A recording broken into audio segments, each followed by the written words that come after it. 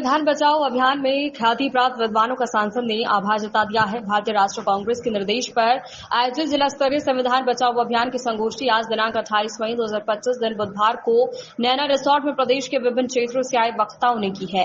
वरिष्ठ पत्रकार सिद्धांत कलहंस ने कहा कि आजादी के पहले हम अंग्रेजों की प्रजा थे, महारानी विक्टोरिया हमारी रानी थी। संविधान ने हमें नागरिक होने का अधिकार दिया है। हमें किसी भी हुकूमत को यह ताकत नहीं देनी है कि हम फिर से प्रजा हो जाएं। चिंतामणि मिश्रा ने संवैधानिक साक्षरता की बात कही है। उन्होंने कहा कि आजादी के 75 साल बाद भी संविधान पहुंच अंतिम व्यक्ति तक नहीं है। इसके लिए जागरूकता अभियान चलाना चाहिए। प्रत्येक व्यक्ति को उसके कर्तव्य और अधिकार पता होने चाहिए।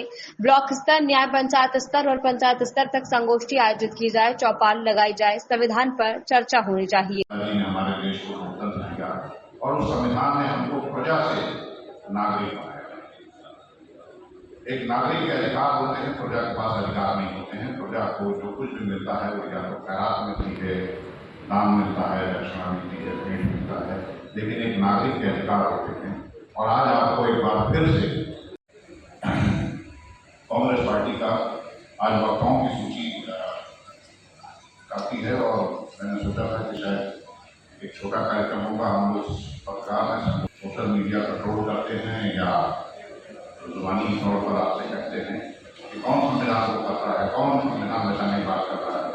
संविधान तो सुरक्षित है, संविधान तो भारतीय जनता पार्टी की सरकार तो विश्वास रखती है। संविधान बचाओ के नारे को जो आदरणीय राहुल गांधी जी ने दिया है उसको डिस्कस करना, को बचाना जरूरी हो कि वो संविधान खतरे में है। आपको मालूम होगा 1947 से पहले हम अंग्रेजों के गुलाम थे। हमारी रानी कौन थी? ब्रिटेन की रानी थी। हम कहते हैं उसकी प्रजा थी। इसमें कोई दो राय नहीं। वो किसी भी पार्टी के हों, कहीं के भी हों, चाहे विरोधी हों, चाहे आपके अपने बच्चे हों। जब आपसे देश दुनिया में कहीं पर भी कोई सवाल पूछा जाएगा कि देश की आज़ादी की लड़ाई किसने लड़ी, इस देश को आज़ादी किसने दिलाई, तो आपको ये लिखना ही होगा कि भारतीय राष्ट्रीय कांग्रेस उसके खिलाफ। तो हम ब्रिटेन की महारानी की प्रजा हुआ करते थे। हमको भारतीय राष्ट्रीय कांग्रेस के उन तमाम नेताओं के धरती से पैदा हुए एक व्यक्ति ने कभी कहा था कि जब तन मन जीव सब सोई तो फिर भेद रहे ना कोई। पद्मावत में मलिक मोहम्मद जायसी ने जिस सामाजिक समानता की बात 500 साल पहले कही, जब अवसर लगा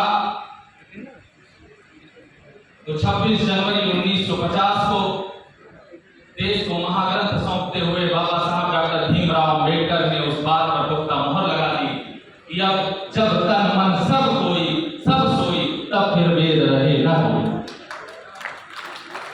साथियों, भीमराव अम्बेडकर को नमन करता हूं।